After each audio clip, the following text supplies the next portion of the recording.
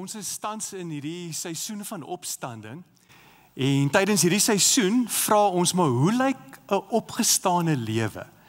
En ons het vir mekaar gesê dat opstanding is nie net iets wat gebeur een keer 'n jaar met Paasnaweek nie, maar dis 'n lewe waarna toe God ons roep. En daarom kyk ons ook vir die volgende paar weke na die brief Kolossense. En Kolossense leer vir ons oor hoe lyk so 'n lewe? En ek wil jou nooi om saam met ons stadig deur die brief van Kolossense te stap. Die goeie nuus is dat die Kolossense brief bestaan net uit 4 hoofstukke. Daar's net 95 verse in die hele brief. En as jy in een sitting dit lees van begin tot einde, sal dit vir jou minder as 20 minute neem. Met ander woorde, minder as seker helfte van een episode van jou gunsteling reeks op Netflix. En daarom wil ek jou nooi om ergens tyd te maak om ten minste een keer in een sitting die hele brief te lees en dan terug te kom en hoofstuk vir hoofstuk saam met Kryk hierdie boek deur te werk. Ons gaan spesifiek kyk na hoofstuk 1 hierdie week. En jy is welkom ook op sosiale media. Ons plaas die skakels na groepvrae, na groepbesprekings en daar's ook videosnitte wat jy in die middel van die week kan kyk waar ons ook as personeel gewerk het aan materiaal om boek vir boek deur hierdie brief dan ook te werk. Die Kolossense brief. Ek weet nie wat weet jy van hierdie brief nie. Ons het verlede week begin 'n paar inleidende opmerkings gemaak. En ons het vir mekaar gesê dat die skrywer van hierdie brief is Paulus.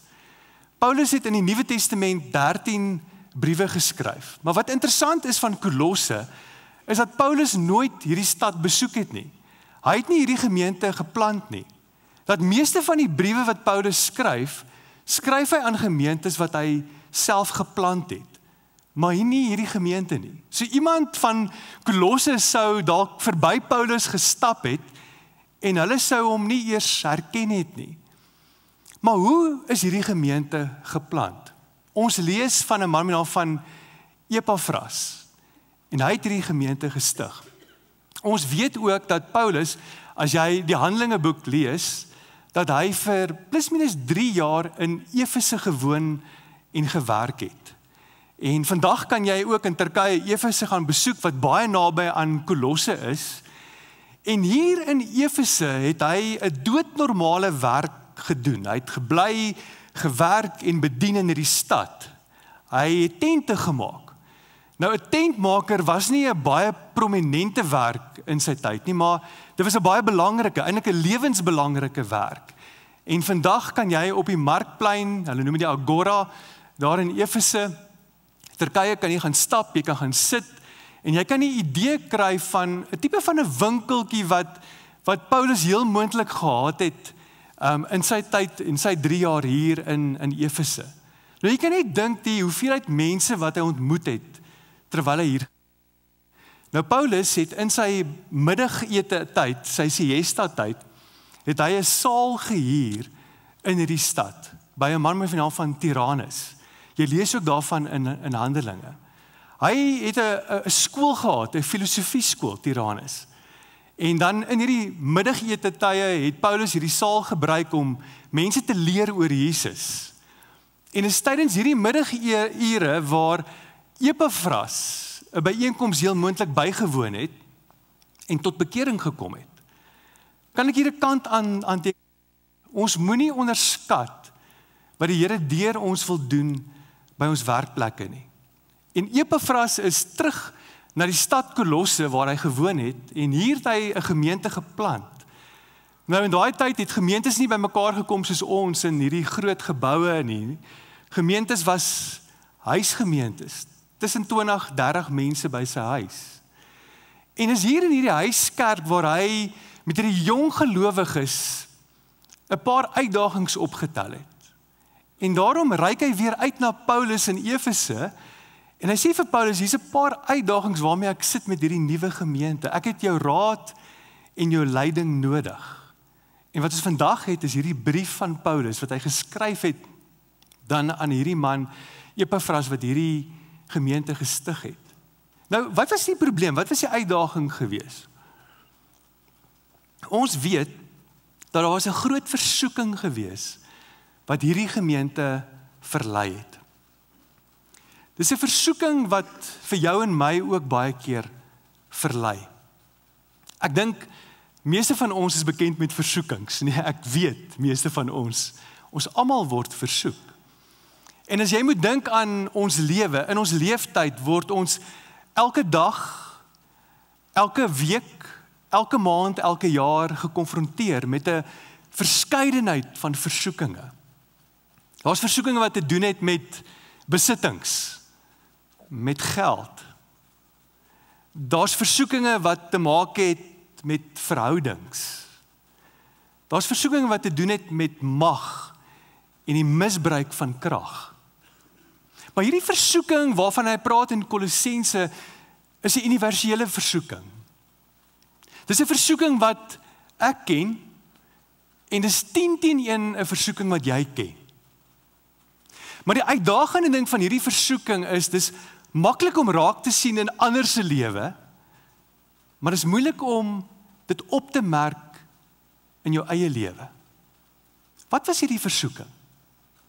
Die versoeking waarmee hierdie gemeente gesit het, is om hulle verwondering vir God te verloor. Wat is dit as ek praat van verwondering? Ek praat van daai diep onsag wat ons vir God het. Daai bewondering, daai verbasing as jy te doen kry met God se teenwoordigheid en met sy krag en met sy liefde. Hulle het dit verloor. En soms trap jy en ek ook in daai lokval om hierdie verwondering vir God te verloor. Kom ons dink vir 'n oomblik oor verwondering. Ons almal is bekend met verwondering. As mense gesig moet sit by verwondering, sal so gesig dalk as volg lyk. Verwondering. Nou, wanneer laas het jy verwondering beleef? Kan jy gou vir 'n oomblik dink aan wanneer laas? Ek dink, kom ek noem 'n paar voorbeelde. Gisteraand toe die krag aangaan. Het 'n paar van ons se gesigte so gelyk. Daar's verwondering. Daar's weer elektrisiteit en van ons het besluit om volgende kerk toe kom gestaan, jy gedink jy gaan dalk nie kerk toe kom nie, want jy kan nie klere stryk, jy kan niks doen nie. Daar's nie warm water nie. Verwondering. As ek moet terugdink in my lewe, was daar 'n paar momente waar ek verwondering beleef het. En ek wil graag dit met jou deel. Ek onthou as laerskoolseentjie die eerste keer wat ons op 'n vliegtuig geklim het. En ons sit in daai vliegtuig as 'n gesin en daai verwondering. My gesig het so gelyk. Ek dink terug in 1998 hier in Heidelberg by die Sandsteenkerk waar die Troumars begin speel het en daai pragtige kerk se deure oopgegaan het en my bruid Alida by daai deur ingestap het. Verwondering. Ek onthou met die geboorte van ons kinders dat ek eers ons dogtertjie en toe ons seun my arms neem as 'n pa en ons daar saam in daai hospitaal staan en ek staan in verwondering. Ek onthou die eerste keer wat ek vir Jan Willem, my seun, Nieuweland toe gevat het en hy die Stormers sien speel het. En ek weet as die Bloubil ondersteuners ken julle nie verwondering nie, maar as Stormer ondersteuners, hoe ons langs daai veld sit en hy sê vir my, pappa, kyk hierdie groot manne. Vir die eerste keer in lewende lywe sien hy hierdie rugby spelers en hoe hulle die bal skop. Hy kon nie glo die bal word so hoog geskop nie. En ek bid nog vir julle ondersteuners wat die Bloubil ondersteun. Maar daai verwondering. Ek onthou as tiener, en as jy vanoggend hier sit as 'n tiener, ek was 16 jaar oud, toe ek vir die eerste keer Jesus Christus ontmoet het. En ek onthou, ons het om 'n eettafel gesit en ek het 'n verligting ervaar, ek het vergifnis ervaar, ek het nuwe lewe ervaar. Vir die eerste keer in my lewe, wat ek die evangelie, die goeie nuus van Jesus gehoor het, en ek my hart en my lewe oopgemaak het vir hom. En ek het gestaan in verwondering oor wie hy is. Jy ken verwondering. Maar hoe maklik gebeur dit nie dat ons daai verwondering, daai diep onsag, daai verbasing en kan ek dit noem, daai wonder vir God verloor nie. En dis wat in hierdie gemeente gebeur het. Nou, terwyl ek deur die Kolossense brief werk, besef ek dat hierdie gemeente het geleef in 'n tyd waar hulle eerstehands die opstanding van Jesus beleef het. Hierdie is geskryf iets soos 30 jaar na die opstanding van Jesus. Die opstanding het in hulle leeftyd plaasgevind. Daar's baie van hulle wat nog geleef het en self die opstanding en die kruisiging van Jesus in hulle nabye bestaan beleef het. En tog trap hulle in hierdie lokval om hulle verwondering vir Jesus te verloor. Hoe maklik gebeur dit nie vir jou en my wat hier leef in 2025 nie? En nou kom Paulus en hy skryf vir ons hierdie brief. Hy begin hierdie brief met 'n groete. Kan jy onthou die groete? Hy begin hierdie brief met 2 woorde, genade en vrede. Hy begin alles wat Paulus doen, begin hy met genade en vrede. En ons het vir mekaar verlede week gesê, wat as alles wat ons mee begin, kan begin met genade en vrede? As ek my vrou groet die eerste ding in die oggend, genade en vrede. As ek by die werk instap, genade en vrede. Ons wêreld is honger vir genade en vrede. Ons wêreld het 'n tekort aan genade en vrede. Paulus begin hierdie brief met genade en vrede. En dan skuif hy van die groete na 'n gebed toe. En dis in hierdie gebed wat hy vir ons presies kom wys, maar wat is die kenmerke van 'n opgestane lewe? Ons het verlede week vir mekaar gesê, dat 'n opgestane lewe word gekenmerk deur die wil van God. Dis die eerste ding. 'n Opgestane lewe is gevul met die krag van God. Tweede ding. Derde ding, 'n opgestane lewe word gekenmerk deur blydskap en deur dankbaarheid. Paulus beweeg van groete na 'n gebed, na 'n gedig.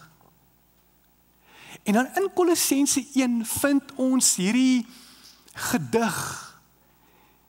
Dis hierdie Jesus lied, waar hy vir ons kom herinner, mense wat baie keer hulle verbasing en verwondering verloor, kom sê, kom ek herinner julle aan wie Jesus is. Nou die interessante ding van hierdie gebed of van hierdie gedig, is dat hy begin deur vir ons te sê wie Jesus is, voordat hy vir ons kom sê wat Jesus vir ons doen, wie hy is. Hoekom? Want so baie van ons wil dadelik spring na wat Jesus vir my doen. Ek wil net vergifnis van sonde kry, ek wil my kaartjie kry hemel toe, dan is ek gelukkig. Hy sê, wow. Sien eers wie hy is. Hoekom 'n gedig? Hoekom 'n lied hier so in die begin van hierdie brief? Wel, ons weet dat die geletterdheidsvlak van die eerste eeuse mens was baie laag. Van die statistiek sê tussen 8 en 10%, hoor, net tussen 8 en 10% kon lees en skryf in die eerste eeu. So hoe het jy iets onthou? Jy het dit gehoor en jy moes onthou. Ons onthou liede, ons onthou gedigte. En nou kom hy met hierdie wonderlike Christuslied, hierdie aanbiddingslied. En hy maak dit makliker vir mense in die eerste eeu en vir ons om te onthou maar wie Jesus is. Dis die teoloog Lightfoot, hy skryf die volgende, ek lees gerus saam met my wat hy sê oor hierdie gedeelte in Kolossense. Hy sê the doctrine of the person of Christ is here stated with greater precision and fullness than in any other of St. Paul's epistles. En Paulus skryf baie. Maar dis hier in hierdie Kolossense brief waarmee ons nou vandag besig is, in hierdie week besig is, in hierdie seisoen besig is, waar hy sê, dis seker een van die mooiste gedeeltes in die Nuwe Testament wat gaan oor Jesus Christus. Daar's 3 dinge wat hy vir ons kom wys, en die 3 dinge is dit. Hy kom wys vir ons dat Jesus heel eerstens is die beeld van God. Tweedens is dit, Jesus is die belangrikste, en dan derdens sê vir ons dat Jesus is betrokke. Kom ons pak hierdie 3 gedagtes uit. Heel eerstens dat Jesus is die beeld. Kolossense 1 vers 15. Hy sê, die Seun is die beeld van God. Van God wat self nie gesien kan word nie. So die openingswoorde van hierdie gedig, as hy vir ons kon vertel van wie Jesus is, en ek wil jou nooit, dink gaan, as iemand nou vir jou moet vra, wie is Jesus? Waar begin jy? Kyk waar begin Paulus. Paulus sê dat Jesus is die beeld van die onsienlike God. Met ander woorde, jy en ek kan nie God sien nie. Maar hy sê, wanneer jy God wil sien, as jy wil weet wie God is, kyk net in die rigting van Jesus. Ek dink in ons leeftyd, net soos in die Kolossense tyd, Kolosse tyd, is daar soveel boodskappe wat na ons toe kom. En ek dink in die weke wat kom, wil ek graag vir jou wys, daai was 'n interessante wêreld gewees, met stede soos Hierapolis en Laodicea, Kolosse wat teenoor mekaar is, en soveel afgode wat gedien is in daai tyd. Dit moes 'n geweldige uitdaging gewees om te sê, hier is Jesus Christus. En Jesus is die beeld van God. Julle wat lewe in 'n wêreld van vol afgode. Kom ek wys jou wie's werklik die beeld van God. Jy en ek word gebombardeer met boodskappe oor wie God is. Ons word groot, ons families, ons gesinne, ons gemeenskap, die kultuur, godsdiens wil vir ons kom wys wie God is. En baie keer het ons hierdie verwronge beeld van wie God is. 'n Stikkende beeld. En daarom baie keer wanneer ek in 'n gesprek met iemand is dit die eerste ding wat ek wil hoor. Is hoe sien jy God? Want hoe ons God sien, jou en my prentjie van God, beïnvloed alles in ons lewe. Ons prentjie van God spoel oor in ons lewe, in elke area. As ek 'n prentjie van God het wat net die hele tyd oordeel, dan word ek iemand wat die hele tyd oordeel. As my prentjie van God is dat God is teen 'n sekere groep mense, dan word ek ook iemand wat teen 'n sekere groep mense is. Jesus is God in lewende lywe. As jy en ek wil sien, hoe lyk die liefde van God? Kyk in die rigting van Jesus. As ons wil weet, hoe lyk die genade van God? Kyk in Jesus se rigting.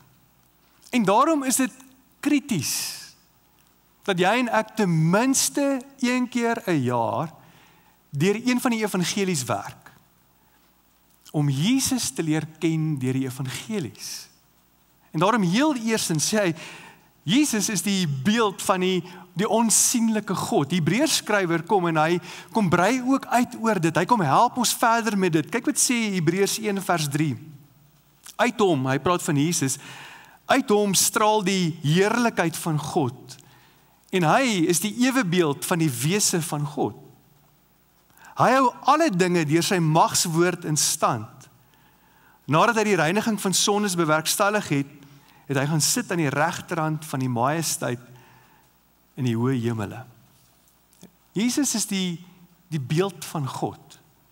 Maar as 'n tweede gedagte wat Paulus uitbring uit hierdie gedeelte uit, dat Jesus is nie die beeld nie, maar Jesus is ook die belangrikste. Kolossense 15 vers 15 of 1 vers 15 tot 16 sê hy, die Seun is die eerste, verhewe bo die hele skepping. God het deur hom alles geskep wat in die hemel en op aarde is, alles wat gesien kan word en alles wat nie gesien kan word nie, konings, heersers, maghebbers, gesagvoerders, alles is deur hom en vir hom geskep. En hier wil ek net so 'n bietjie van 'n teologiese opmerking maak. As hy begin en sê die seun is die eerste. Ek weet nie wat 'n Afrikaanse vertaling jy lees nie, maar party Afrikaanse vertalings vertaal daai eerste met eersgeborene. Dis 'n interessante woord wat Paulus daar gebruik in die Grieks. En daai woord verwys nie na die eerste in geboortevolgorde nie.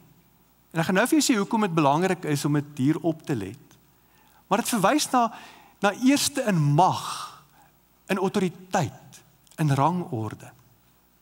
Jy sien, want daar's baie sektes, en veral groepe soos Jehovah Getuies, en ek dink van ons kry te doen met Jehovah Getuies ook hier in Secunda, wat sal verwys na hierdie skrifgedeelte en sal sê, maar kyk, Jesus is geskep deur God. Hy's die eersgeborene. En maar daai woord verwys nie na eerstegebore nie, maar eerste in rang en autoriteit. En daarom wil ek jou aanmoedig, as jy te doen kry met iemand uit so 'n groep uit, gaan terug na Kolossense 2 toe. En gaan werk deur Kolossense 2 saam met daai persoon oor wie Jesus Christus is. Dat hy kom hier en hy sê vir ons, daar's niks en niemand wat kan vergelyk met Jesus Christus nie. Hy's eerste in autoriteit, eerste in rang. Kom ons raak prakties. En ek wil 'n paar eenvoudige voorbeelde gebruik, want ek dink ons baie keer in ons leeftyd debatte oor sekere goed, en ons debatteer oor wat is nou die belangrikste. Kom ek gebruik baie eenvoudige illustrasies. Die eerste illustrasie is ons Coke en Pepsi.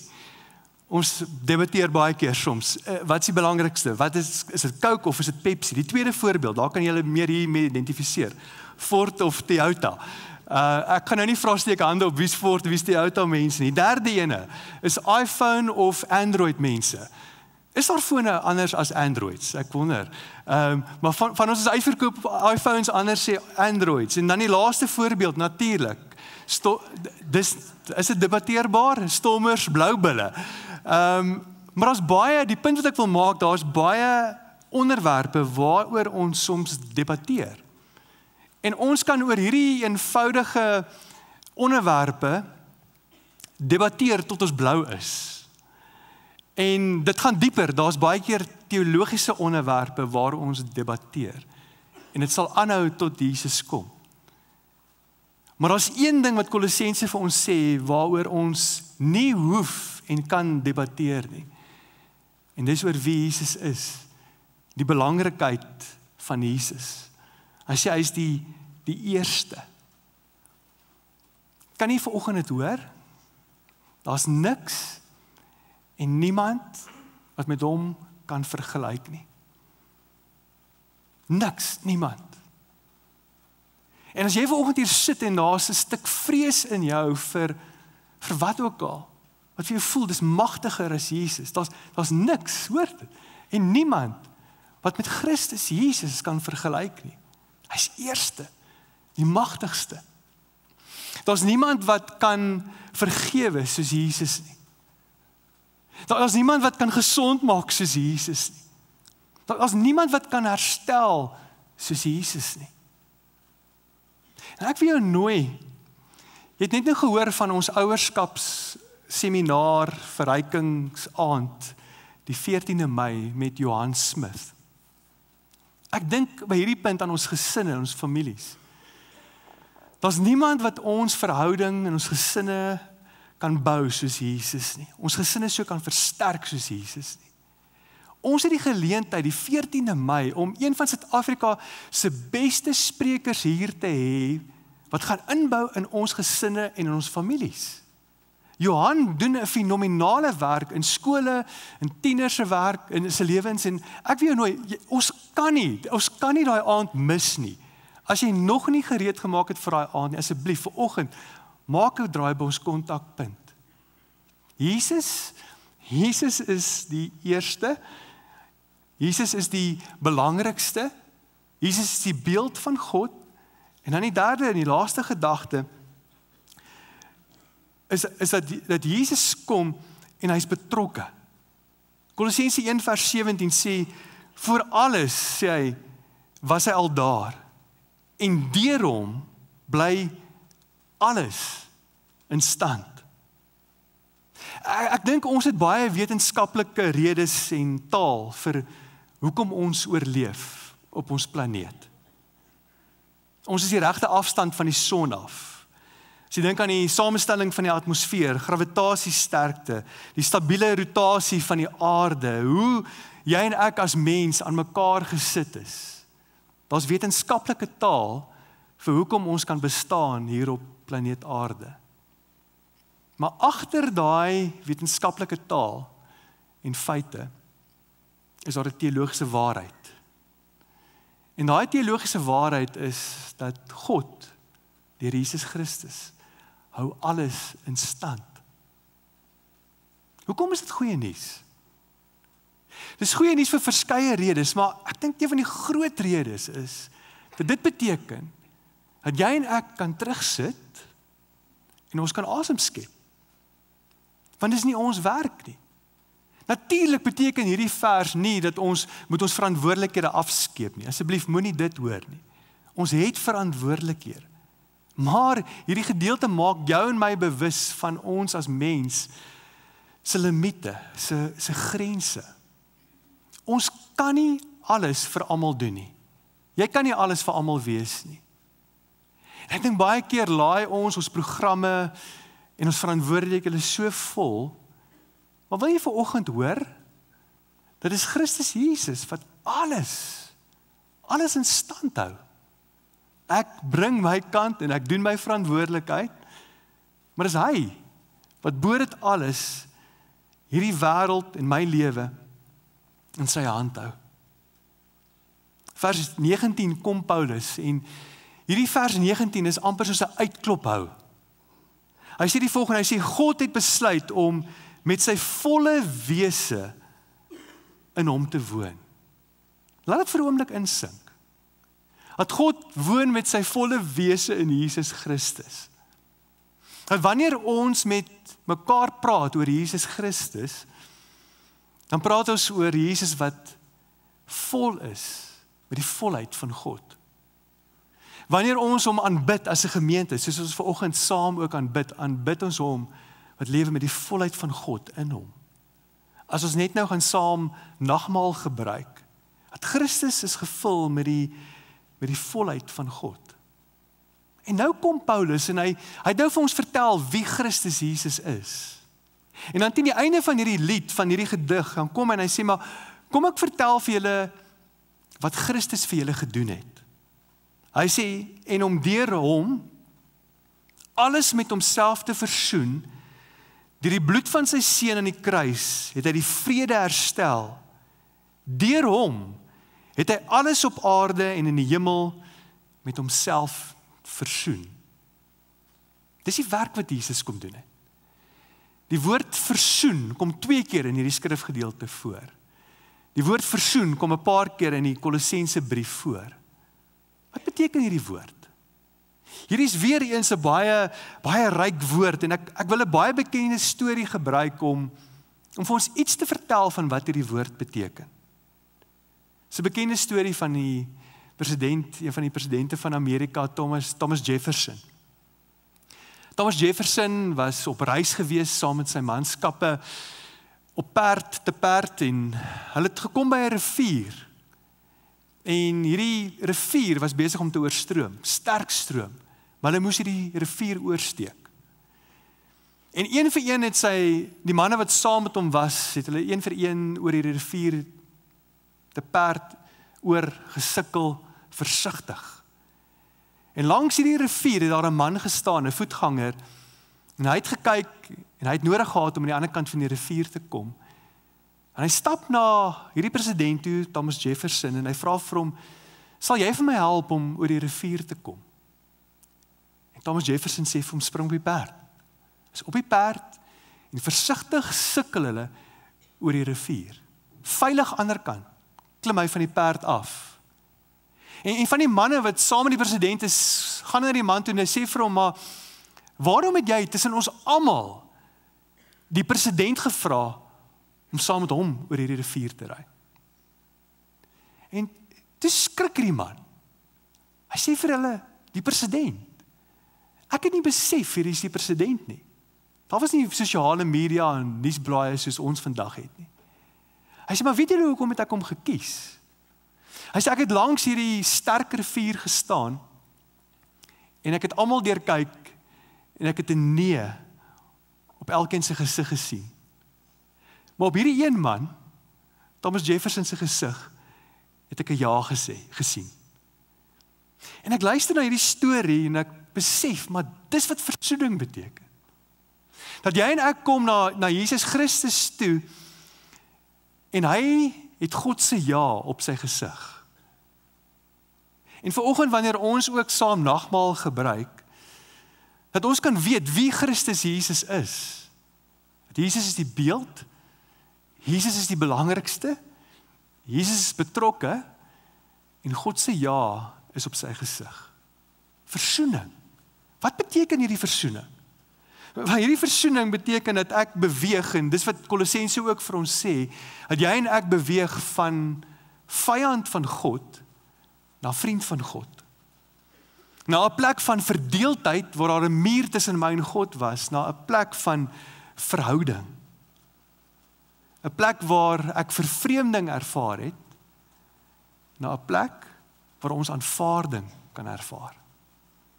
En ek jou nooi vanoggend dat wanneer ons saam nagmaal gebruik, dan jy ek werklik sal beleef wie Christus Jesus is en ook dit wat hy vir ons kom doen het.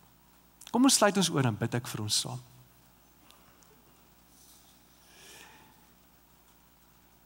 Here Jesus, ons staan en ons sit vanoggend in verwondering oor U.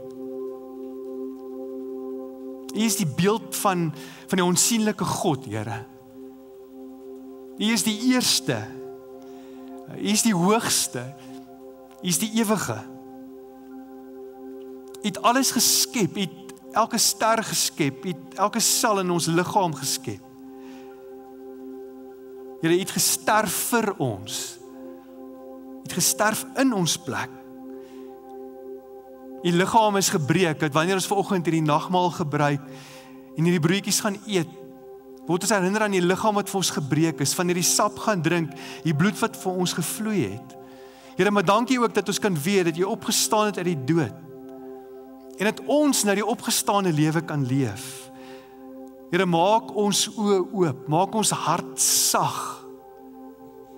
Help ons dat ons elke dag nuut kan leef in verwondering vir wie U is en vir wat U vir ons kom doen het.